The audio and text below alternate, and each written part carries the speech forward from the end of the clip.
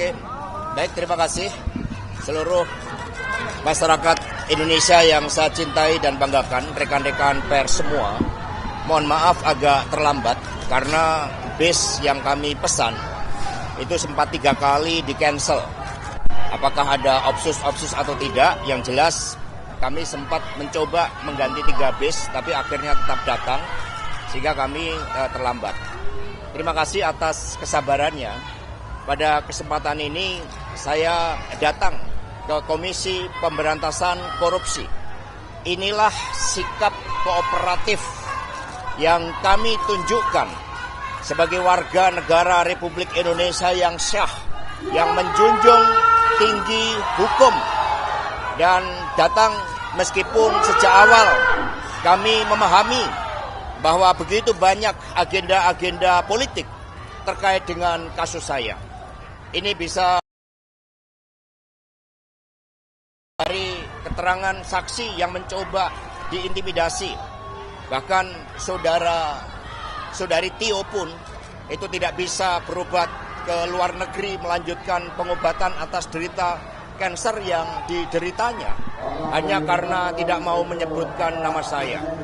Yang kedua, bahwa bukti-bukti yang disampaikan di dalam peradilan ternyata diperoleh juga dengan cara-cara yang tidak sah, dengan cara-cara melanggar etika, dengan cara-cara yang melakukan perbuatan melawan hukum, sebagaimana terjadi dengan saudara Kusnadi ketika dia datang mendampingi saya.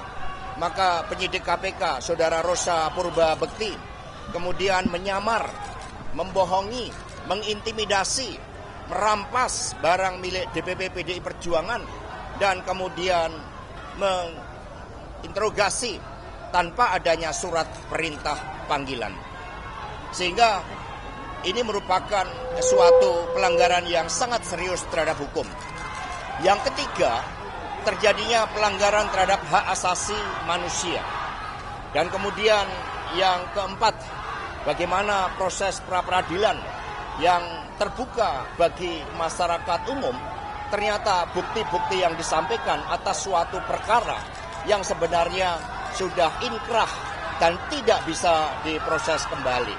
Nah, untuk itu meskipun diwarnai dengan berbagai praktek-praktek pelanggaran hukum dan intimidasi, saya tetap datang ke KPK ini.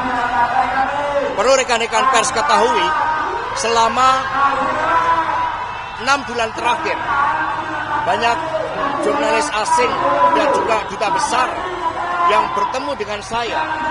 Mereka mempertanyakan tentang kegelapan demokrasi di Indonesia ini. Mereka begitu prihatin dengan kegelapan demokrasi ini hanya karena ambisi kekuasaan. Bapak, Ibu, dan saudara-saudara sekalian, kalau suatu negara berdiri tanpa suatu hukum yang kokoh, yang berkeadilan, maka dampaknya sangat luas. Tidak hanya kehidupan sosial, politik masyarakat, tetapi juga iklim investasi. Tidak akan ada investasi yang masuk ketika tidak ada hukum yang memberikan kepastian di dalam seluruh tata pemerintahan negara kita. Karena itulah kami mohon doanya, kami datang dengan niat baik, dan untuk itu mohon bersabar. Kami akan ikuti seluruh proses dengan memberikan keterangan yang sebaik-baiknya. Terima kasih.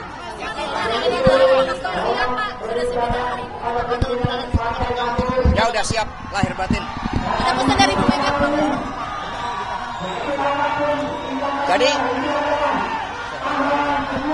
Jadi saudara-saudara sekalian, suatu pertanyaan yang baik. Bagaimana kalau saya ditahan? Rekan-rekan semuanya, Republik ini dibangun berdasarkan hukum yang berkeadilan. Itu konsepsi awalnya. Karena itulah ketika itu terjadi, semoga tidak, ya ini saya yakini akan menjadi pupuk bagi demokrasi. Ini akan menjadi benih-benih bagi upaya untuk mewujudkan suatu sistem penegakan hukum yang sebenar-benarnya tanpa pandang pilih. Karena itulah kami meyakini, karena kami dilatih untuk berjuang dengan keyakinan. Saya tidak menjabat sebagai pejabat negara. Tidak ada kerugian negara terhadap kasus yang mencoba ditimpakan kepada saya. Sehingga Kalau penyimpangan dan penyalahgunaan kekuasaan itu terus-menerus akan digunakan, saya meyakini bahwa benih-benih demokrasi, pupuk-pupuk demokrasi untuk mengoreksi kekuasaan yang zalim itu akan semakin besar. Terima kasih. Baik, terima kasih rekan-rekan pers. Masyarakat Indonesia yang saya cintai dan banggakan. Terima kasih. Woi, HP turun. Kooperatif memenuhi tanggung jawab sebagai warga negara Republik Indonesia yang siap mengikuti proses pemeriksaan dan ada 62 pertanyaan yang saya jawab. Dari penyidik KPK juga sangat ramah, sangat kooperatif. 62 pertanyaan itu berkaitan dengan persoalan-persoalan yang sudah inkrah, sehingga tidak ada hal yang baik yang di dalam pertanyaan, bahkan banyak juga yang mengundang pertanyaan itu.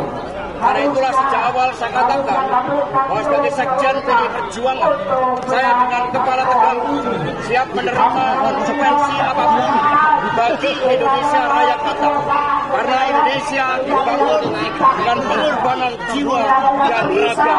Kita adalah negeri berjuang. Sehingga saya tidak pernah menyesal. Saya akan terus berjuang dengan api semangat yang menyala-nyala.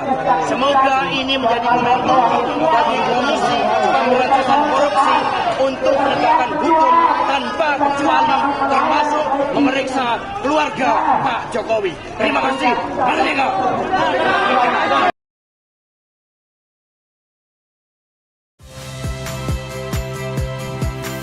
Saya Ihsan Sitorus. Saksikan program-program Kompas TV melalui siaran digital, pay TV, dan media streaming lainnya. Kompas TV, independen, terpercaya.